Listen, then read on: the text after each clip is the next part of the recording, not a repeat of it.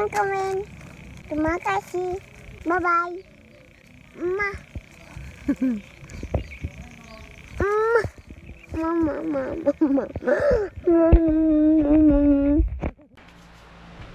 Oke, bismillahirrahmanirrahim. Assalamualaikum warahmatullahi wabarakatuh. Berjumpa lagi dengan saya di channel Ali Indonesia dan Malaysia. Semoga semuanya sehat selalu dalam lindungan Allah SWT, diberikan kesehatan, keselamatan dunia dan akhirat, dan semoga nonton video saya yang sakit dan segala penyakitnya, dan apa yang dicita-citakan tercapai dikabulkan oleh Allah SWT. Amin amin ya rabbal alamin. Oke guys, jadi dah lama saya tak buat video sebab saya disibukkan dengan aktivitas saya ataupun pekerjaan saya meniaga roti canai. Alhamdulillah, bersyukurillah selama 4 tahun saya meniaga berjalan lancar saja, tak ada halangan apa-apa kalau di kampung saya.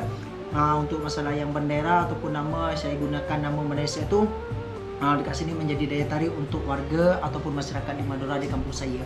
Oke, jadi alhamdulillah sekarang ni saya akan insyaallah akan fokus lagi buat video tentang ataupun react ataupun vlog. Jadi semuanya akan masuklah, saya akan buat. Oke, jadi dekat sini saya dapat link daripada salah satu subscriber saya, dikirim melalui WhatsApp. Oke, jadi tajuknya dekat sini, memalukan warga Indonesia jadi ancaman baru di perairan Malaysia. Jadi saya pun awalnya terkejut juga dan sok ni baca tajuknya, warga Indonesia ni jadi ancaman bagi masyarakat di Malaysia, macam itulah perairan di Malaysia. Saya tak tahu apa masalahnya. Jadi kalau yang kemarin-kemarin tu sebab di masalah penembakan macam tu kan. Jadi saya tak telusuri siapa yang salah, cuma saya tengok saja beritanya ataupun alurnya macam mana. Jadi dekat sini ni yang orang kirim ni sebab ni ada berita baru. Jadi warga Indonesia ni jadi ancaman baru bagi perairan di Malaysia katanya guys. Jadi kita tengok macam mana videonya, kita tengok sama-sama dekat sini. Saja videonya 1 2 3 play. Baik, seterusnya Agensi Penguatkuasaan Maritim Malaysia atau APMM Terengganu menahan 7 lelaki warga Indonesia yang menceroboh pelantar minyak tidak berpenghuni di lapangan Tembikai di kedudukan 77 Batu Nautika dari perairan Kuala Terengganu semalam. Kalahnya Kapten Maritim Muhammad Khairul Anwar Abdul Majid berkata pihaknya menerima maklumat daripada syarikat cari gali minyak tempatan selaku pemilik pelantar tersebut berkaitan pencerobohan itu pada jam 1:30 tengah hari Rabu lepas.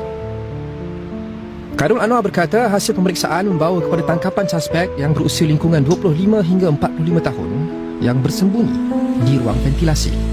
Beliau berkata suspek yang direman 7 hari bermula Jumaat bagi membantu siasatan mengikut Seksyen 378 Kanun Keseksaan dihantar menggunakan sebuah bot ke pelantar tersebut sebelum ditinggalkan pemandu yang melarikan diri selepas menyedari kehadiran kapal yang membawa kru operasi pelantar.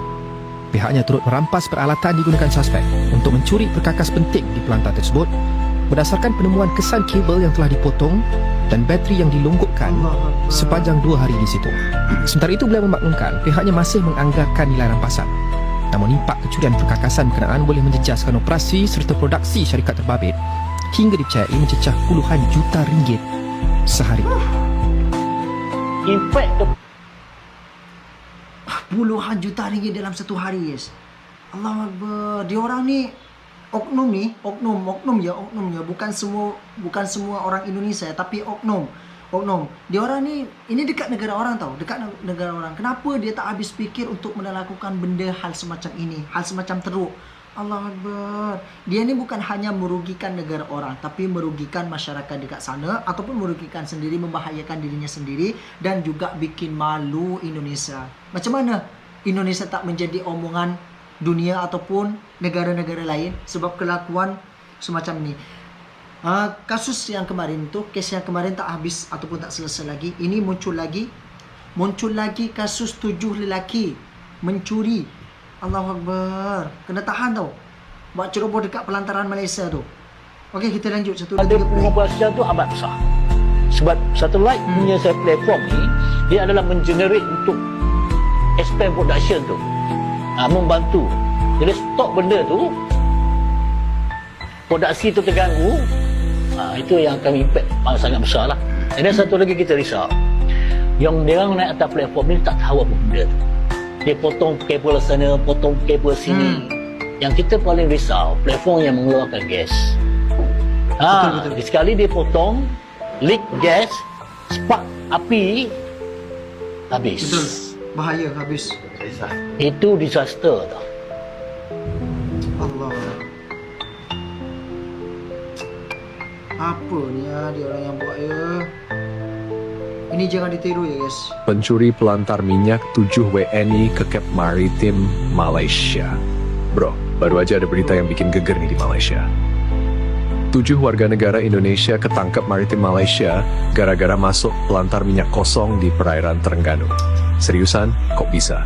Ini kejadian di titik 77 Batu Nautika dari Kuala Terengganu pas kru operasi pelantar ngeh kalau ada orang asing yang sembunyi di ruang ventilasi sama bilik generator. Jadi gini, awalnya kru pelantar curiga pas mereka ngecek rutin, terus mereka laporin ke pihak berwajib. Kapal maritim Brawa langsung dikerahin buat ngejar ke lokasi. Tapi ya, bukan hal gampang bro. Laut lagi bergelora, suasana gelap, dan mereka baru bisa naik ke pelantar jam 11.30 pagi keesokan harinya. Pas dicek, beneran ada bukti kuat kalau pelantar ini habis diceroboh. Banyak kabel yang udah dipotong, baterai numpuk, sama peralatan lengkap buat maling, kayak pemotong kabel, spanar, dan tali. Dari hasil interogasi awal, ketujuh-tujuhnya ini diduga diantar pakai kapal yang langsung kabur pas lihat ada kru operasi datang. Mereka ini udah 2 hari di pelantar buat nyolong barang-barang mahal kayak panel surya, baterai berkualitas, dan kabel premium. Kalau ini lolos, bisa rugi puluhan juta ringgit cuy. Yang lebih bahaya, kalau mereka ambil barang vital, operasi minyak di situ bisa terganggu parah. Dan ternyata ini bukan yang pertama kali kejadian. Dari awal bulan Januari tahun ini, udah ada 4 kasus pencurian serupa di pelantar minyak kosong sekitar perairan Terengganu. Nah, ini mulai bikin tanda tanya besar. Mereka ini kerja sendiri atau ada sindikat gede yang ngatur semuanya dari belakang. Gak mustahil kalau ada jaringan kriminal yang udah lama nargetin pelantar minyak kosong buat dijarah. Ada ketuanya pasti. Dengan ketangkapnya 7 orang ini, harapannya sih pihak berwajib bisa ngorek lebih dalam soal jaringan mereka dan mencegah kejadian serupa terulang lagi. Sekarang mereka direman 7 hari buat penyidikan lebih lanjut di bawah pasal 378 Kanun Keseksaan. Yang pasti, ini bukan cuma bahaya buat industri minyak doang, tapi juga buat mereka sendiri. Pelantar minyak itu bukan tempat main-main, bro. Bisa aja nyawa mereka sendiri yang terancam kalau ada kecelakaan pas mereka nyolong barang-barang penting di situ. Pelajaran yang bisa diambil? Keamanan pelantar minyak harus diperketat. Kalau enggak, bakal terus jadi target empuk buat maling. Dan satu hal lagi, pihak berwajib harus serius selidikin apakah ada sindikat besar di balik semua ini. Yang jelas, kasus ini udah bikin banyak pihak sadar betapa gawatnya ancaman ke industri minyak dan gas di Malaysia.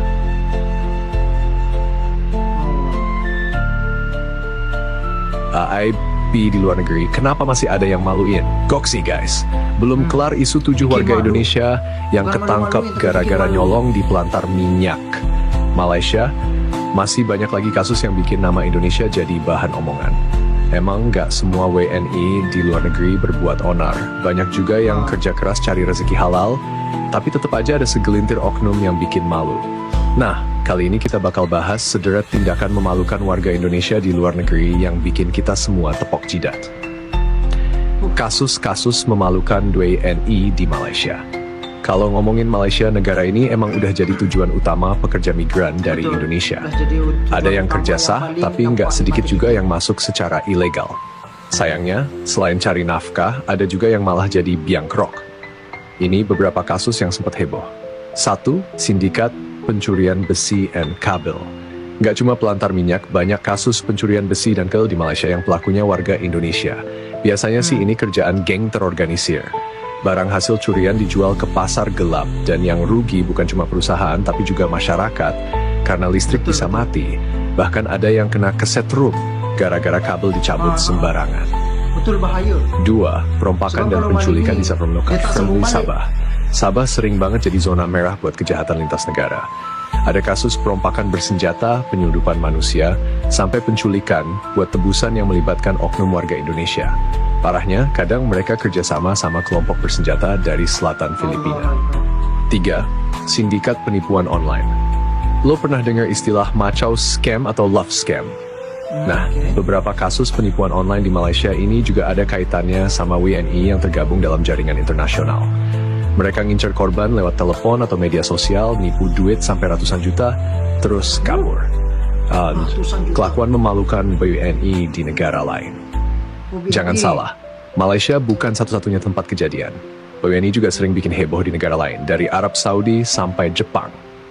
1. Kasus tahanan di Arab Saudi pun, ada aja TKI yang ditangkap di Arab Saudi karena kerja ilegal atau malah terlibat pembunuhan dan pencuri. Nggak sedikit yang kena hukuman mati karena di sana hukumannya super ketat. 2. Penyelundupan narkoba ke Thailand, Cina. Masalah narkoba juga serius banget. Udah banyak WNI yang ditangkap di Thailand, Cina, sampai Iran gara-gara nyelundupin sabu dan ekstasi. Di beberapa negara kayak Arab Saudi dan Cina, hukuman buat penyelundup narkoba itu mati. Bro, pelancong nggak sopan di Jepang dan Korea. Lo pasti sering lihat berita turis Indonesia yang malu-maluin di Jepang dan Korea. Ada yang buang sampah sembarangan, rusakin fasilitas umum, atau bahkan makan di restoran tapi nggak bayar. Udah gitu, nggak sedikit yang protes nggak jelas kalau ditegur. Kenapa masih terjadi? Pertanyaannya, kenapa masih ada aja WNI yang berani ngelanggar hukum di luar negeri? Beberapa faktor yang bikin kejadian ini terus berulang. Ekonomi sulit, banyak yang nekat kerja ilegal atau nyolong, karena di Indonesia sendiri cari kerja susah dan gajinya kecil. Pendidikan rendah, kurangnya pemahaman soal hukum dan etika, bikin mereka gampang tergoda buat jalan pintas.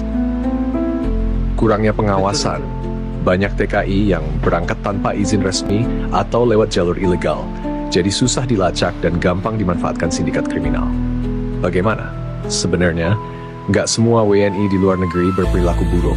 Banyak yang kerja keras, jadi pahlawan devisa, dan bikin nama Indonesia bangga. Tapi, kasus-kasus kayak gini tetap harus diatasi. Pemerintah harus lebih tegas dalam ngasih edukasi dan kesadaran hukum sebelum warga berangkat ke luar negeri. Memperketat pengawasan pekerja migran biar nggak gampang dimanfaatin sindikat kriminal. Pastikan ada perlindungan hukum buat WNI yang kerja secara sah di luar negeri. Kesimpulannya, 1 atau 2 orang yang berbuat onar bisa merusak citra jutaan WNI yang baik di luar negeri. Jangan sampai gara kelakuan segelintir oknum Indonesia terus dipandang negatif di mata dunia. Ayo kita bawa nama baik negara dengan perilaku yang baik juga. Gimana guys, menurut lo kejadian ini bakal terus berulang atau bisa dikendalikan? Jadi itu saja videonya daripada abang nih. Oke, jadi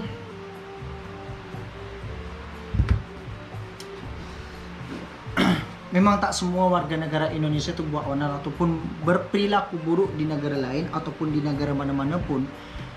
Jadi berjuta-juta warga Indonesia ataupun warga negara Indonesia yang bekerja ataupun cari nafkah di luar negeri ataupun menjadi pahlawan devisa, tapi sebab dikarenakan 3 orang ataupun 7 orang, seberapa warga negara Indonesia 3 orang ataupun 3 orang, jadi berperilaku buruk ataupun melakukan kejahatan yang dipandang buruk oleh negara lain ataupun di dunia, negara dunia lah macam tu.